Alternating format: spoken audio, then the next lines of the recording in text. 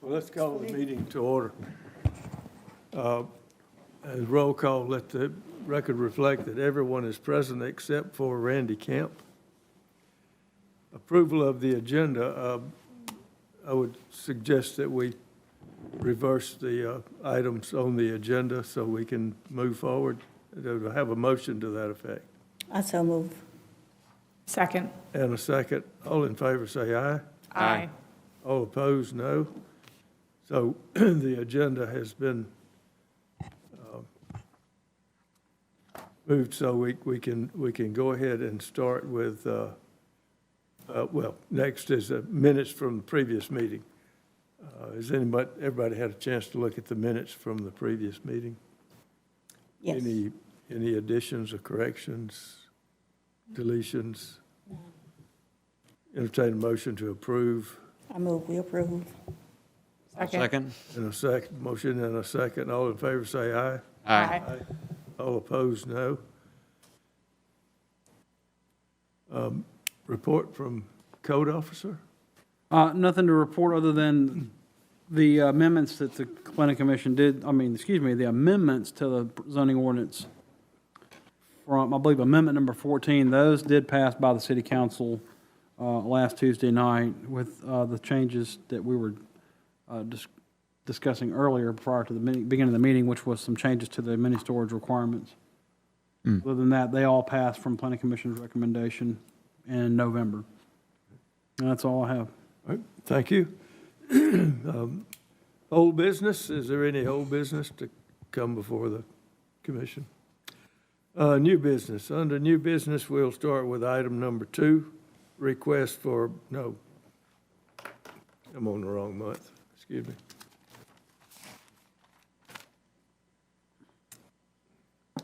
A request for a zoning ordinance text amendment number 15, Mr. Code Officer.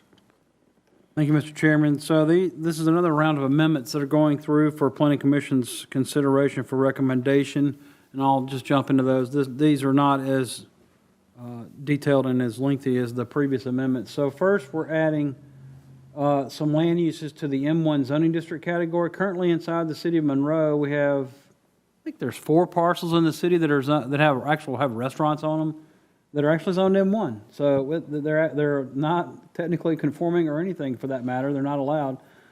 So we're going to correct that by allowing restaurants, that being the primary ones with drive-throughs, drive-through services, and the restaurant cafe sit-down type. Those are going to be the ones that we're addressing specifically, like just for example, Waffle House, 78, zoned M1, not an allowed use in M1. And I think there's a KFC and a few other ones here on West Spring Street. They're also zoned M1 from carryover of old zoning. And I think at some point in the city's amendment processes and procedures over the years, when they've refined M1 down, they probably chopped this out inadvertently. But anyway, we're adding them back in there, making them conforming, and that's that amendment there. So we are going to change some of the uses in the CBD district. We're doing this to enhance our district. We've had some offline conversations with parking experts. We're trying to get some things done in downtown. So, your CBD is now expanded a little bit, so we're trying to enhance that to allow for other uses. And specifically, we're going to change prohibited uses to being allowed. And there's been some discussions with staff from people that are trying to do this from private enterprises, trying to bring these into downtown. They're not allowed, so we have to tell them no. And so we're going to fix that. Starting with play centers, skating rinks, bowling alleys, we're going to change those from prohibited to allowed. Obviously, the size of a building and location are going to be some limiting factors there. Your buildings, down here, the row and things like that obviously aren't going to have these uses like a bowling alley or a skating rink, but it will open up the doorway for other ones that have the size to accommodate that. Skipping down, I got everything in the CBD here, so you have to bear with me. These are all cut and pasted from, there we go. So we're adding also parking lots. We don't allow parking lots in downtown. Can you believe that? So we're going to make that a permitted use because that is one of the things that was identified in our parking analysis. And health and fitness. No, private land uses like that. We have several that actually are privately owned lots that are just parking only, and we need to make those allowed uses. We don't have a problem here. We don't have like a citation issue or a code violation, but It really makes no sense. I think this was intended, it says commercial primary use. I think that was intended for pay lots. Well, we actually have a pay lot in downtown right now. It's its own parcel. Not allowed, but we're going to fix that. So we're going to make it permitted. And then there's health and fitness centers. I don't see why this should be an excluded use, because you could have a modest-sized health or fitness center to be allowed in downtown. Maybe something to enhance. But see, I didn't include things like gymnasium. That's a pretty big building. We're not trying to go after a gymnasium, which is basically an indoor basketball court. Moving on, I believe there were apartment buildings, townhouses. They're conditional. So instead of making those a step or an issue that has to go in front of council, we're trying to enhance downtown and bring workforce housing, things like that here, or make them allowed within our CBD. So make those permitted by right. And then we're going to allow for a walk-up service or walk-away service restaurant. We want to encourage walking in downtown, so we're going to make that permitted by right, not a conditional use. And that was pretty much all the land uses there, I believe, that we were dealing with in the CBD. Those are just enhancements to make CBD better. Here's some other enhancements. In line with our discussion here, we're wanting to raise the building height. So 35 feet will get you, sometimes it could get you a 3-story building, but in today's modern building terms, probably not. You're going to end up with a tall 2-story building, basically. So we're going to get rid of the dimension requirement. Most jurisdictions are going to this. We're going to call it 5 stories. And these could be elegant 5 stories. They could have 20-foot floors. I don't know. But we're not wanting to limit the dimension, because this will allow some creativity. We did the same thing in the Parkway Pavilion for a potential hotel. We raised the height out there to 5 stories and got rid of the dimension. But we're doing this in downtown as well, so we can get hopefully some more unique types of buildings to be encouraged to be built in downtown. So, addition to that, we have some residential floor area standards we're going to add in, because right now there isn't one, and there's only R2 standards in our zoning ordinance that deal with apartments or townhomes. So we're going to add these to that, coupled with the making apartments and townhomes permitted. This will give the council some idea of what potentially could be built in downtown. I've consulted with someone about the smallest size. 450 square foot is going to be a building permit issue where you're dealing with like a 1-bedroom with kitchenette, bathroom. That's probably going to get you about 450 square feet. It could be a little smaller, but we're going to start with 450 square feet to see how that's palatable with everyone. I think that's what's most appropriate. 1,500 square foot for a townhome. If we require, as you can see right above this, if we require a 750 square foot building footprint, a 2-story townhome is going to yield 1,500 square feet. And then moving on, there are 4 changes here. I'm going to just cover these real quick. We're elevating the time of 30 days to 45 for zoning, CUP variance, and text amendment requests from 30 to 45 days. That's actually in line with your COA requirement, which requires a 45-day application submittal. So we're just going to line them all up, and your current calendar that we approved last year in December has this time frame already built into it. And that's all the amendments that we have. Very good. Anybody have any questions from the code officer about the text amendments? I've got one I'll ask you after the meeting. All right. I will ask this time if there's anyone present to speak in opposition of the text amendments. Yes, sir. I don't know, y'all covered over the Mayfield stuff. We changed the agenda. around We to allow for you. Change the agenda. No, this is now first, and yours is coming up in a second. Okay, sorry. Our meeting starts at 5:30. Stepped in a little late. Okay, I just want to make sure I didn't miss it then. Thank you. I'll wait my turn then. Hearing no opposition, I'll entertain a motion. Motion to approve? Motion to approve and a second. All in favor say aye. Aye. All opposed, no. Motion passes.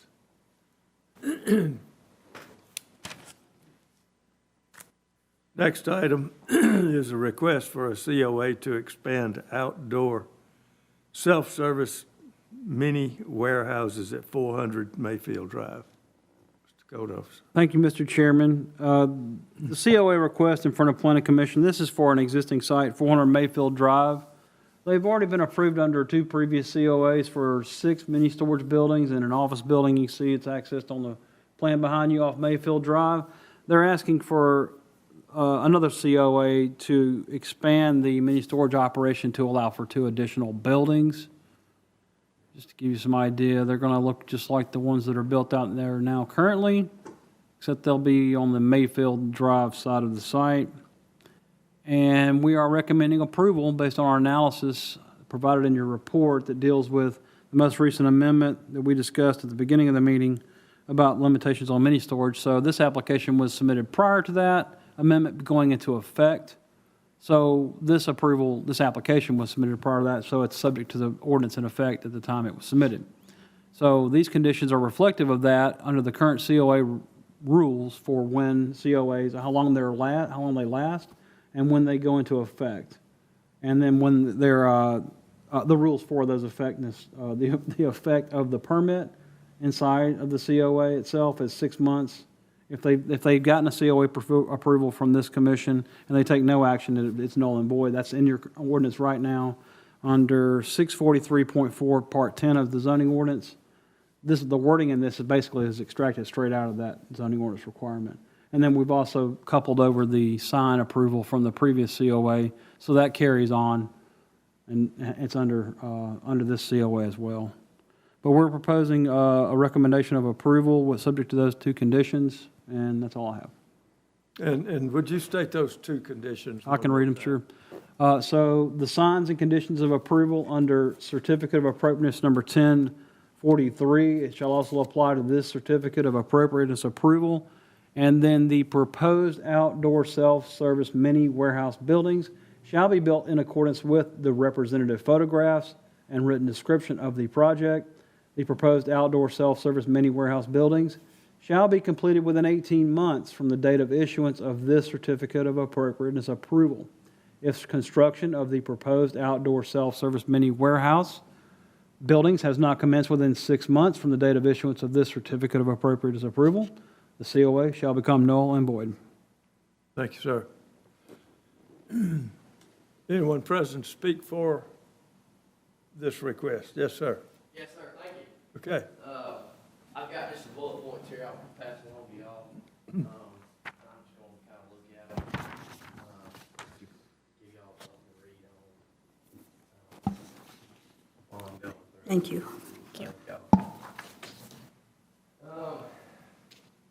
My name's White Howard. I'm currently work for Mayfield Self-Storage, and I want to thank y'all, Brad, in particular, for recommending our COA approval.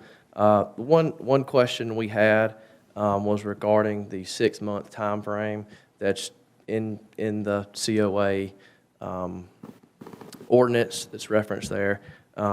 Few things we want to know. Our property is currently zoned M1. Self-storage has been permitted under the use as under M1 since we acquired the 11-acre parcel in March of 2021.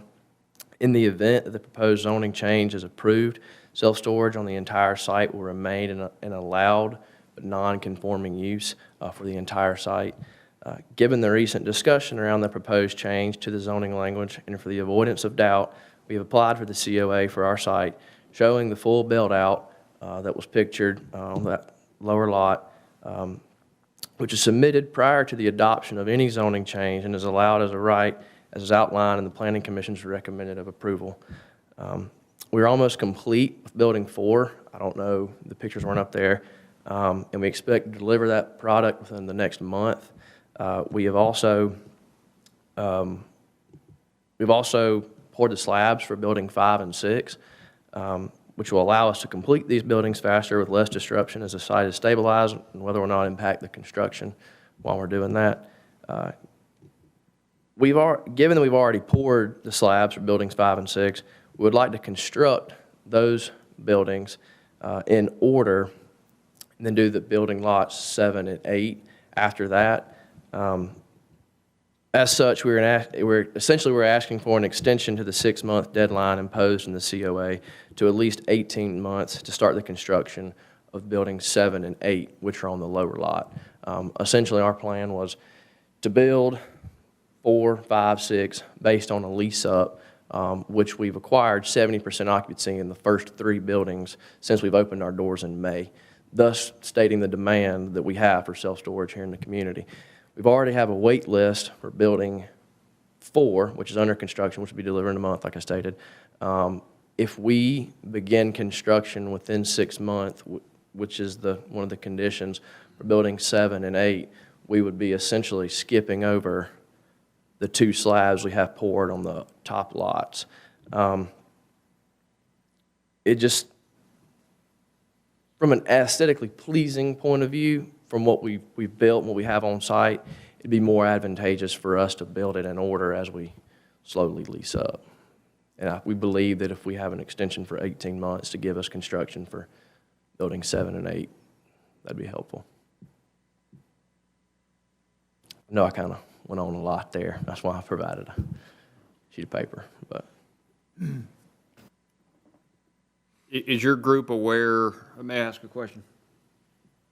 Is your group aware of some of the code changes that have taken place and the fact that there's a moratorium that's been put in place on these type of properties? Leading up to, we are aware of some of the language regarding self-storage use. Yes, sir. Stuff Okay. like that. Okay. Yes, sir.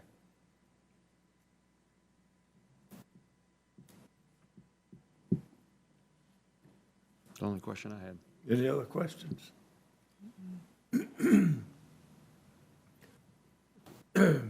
So if we vote on this with the 2 conditions, are you not willing to approve the conditions that we've set?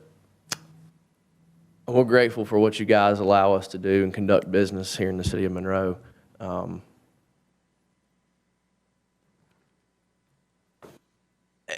That would be where our hands are tied. I mean, we run a business essentially, so if we don't construct building 7 and 8, then we can't do our business there. So essentially, we'd have our hands tied and have to abide by the conditions.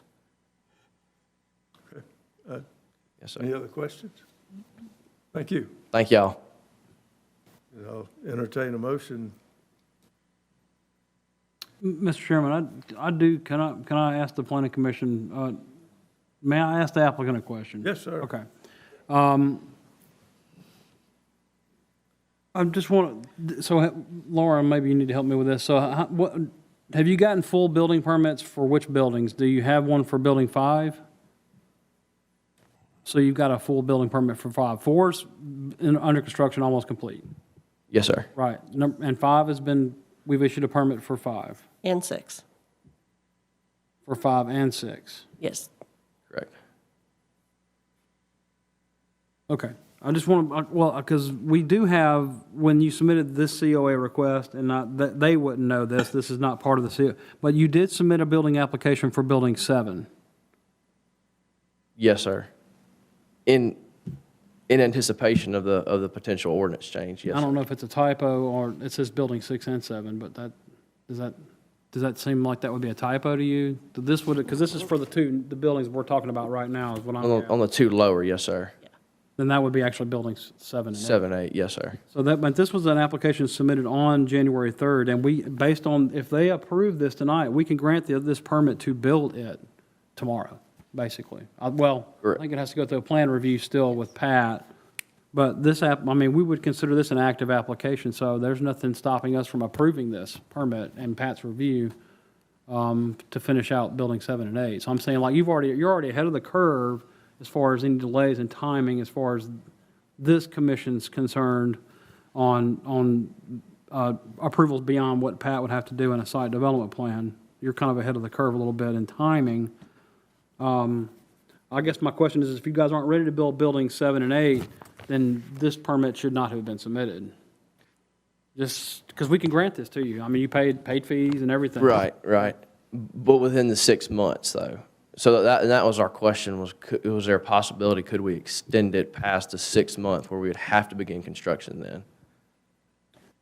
I would think if we issue a permit to you, then the clock starts when the permit's issued. So even if you don't physically go out there and start construction within the 6 months, that's not a violation of this condition. Right. If that makes sense, because we've granted you the permit, now the ball's in your court and the clock is ticking on you. It says that A COA shall become void unless construction is commenced within 6 months of the date of issuance. If we give you a permit, then, yeah, your clock, I mean, from tonight, the 6-month clock is ticking, but you have a shorter time frame or a longer time frame than normal. Let's say that you didn't have a developed site. Let's say you didn't have a developed site, and you came in to get a building permit with us tomorrow. There's going to be a longer time frame to get to that 6 months. It's going to be much shorter now that you already have one submitted. Am I making any sense at all? It does, yes, sir. But I think, though, that would be if we jump the gun on buildings 5 and 6. We want to build 5 and 6, then go to the lower half, the front's Mayfield, and do 7 and 8. We're hoping to have building 4 done in the month. And then we've already got a wait list for that. Once we lease that up, then we'll phase building 5, building 6. And I don't know if we can get to building 7 and 8 within that time frame.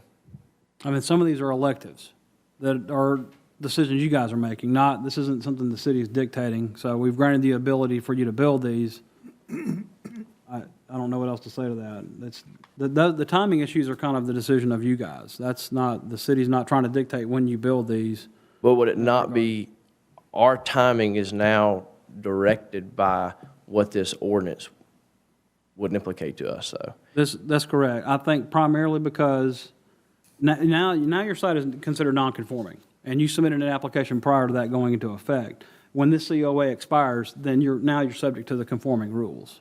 Right. So we're not trying to force that on you if they approve this tonight with those 2 conditions. I'm sorry, I'm not trying to hijack the conversation here. That's what, if they approve it with those 2 conditions, we're giving you the time frame beyond your nonconformity of the current adopted ordinance as it stands right now under the one you submitted. So, I mean, I don't know how else to make this better. If this COA is not valid for longer than 18 months, I don't know how to make that condition any better than what it says right there. I mean, you have an 18-month window based on the COA rules currently in the ordinance now to build it. 6 months to You got to get started in 6 months. right, and then you have 18 months to complete it. Correct. Right. Yeah, I understand. But I think what we're getting at is, could we have longer than 6 months to begin construction? You've made that clear. Right. We appreciate it. Yeah. So, any other questions? I guess, how much longer are you wanting? 18 months, but whatever you guys want to grant, that's longer than 6 months. 18 months will be ideal for us to complete, I'm sorry about my numbers, 5 and 6, and then we can begin construction on lower lots. It's probably going to be longer than 6 months, though, for us internally. So since you already have a wait list for building 4, you haven't started on 5 and 6, you want us to wait, you want to be able to wait until you build that and rent it out before you start on 7 and 8? So we like to start the construction of the next building. We have 50 to 60% occupancy of the one we just completed. That way, we're not building a product that's not going to be rented. Also allows us to customize what building we do based on unit sizes, based on demand and what people buy. So we have a high demand for 10 by 20s. We do more 10 by 20s as we continue out. Yes, ma'am, if that answers your question. So if these 5 and 6 don't get leased to the percentage you want, it would push your 18 months out farther then to build 7 and 8. We would anticipate we be leased up. 18 months is a very gracious time. We would anticipate, yes, ma'am. But if it wasn't, you would be pushing it out even farther. Yes, ma'am. Okay.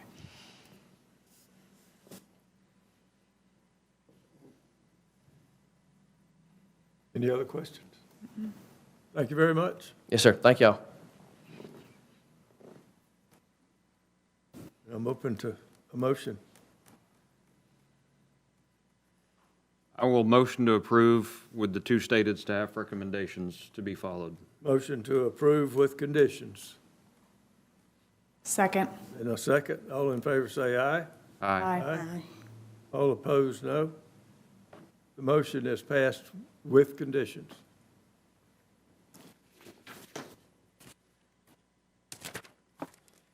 Now, I will entertain a motion to adjourn. I move we adjourn. Motion, all in favor, say aye. Aye. We are adjourned.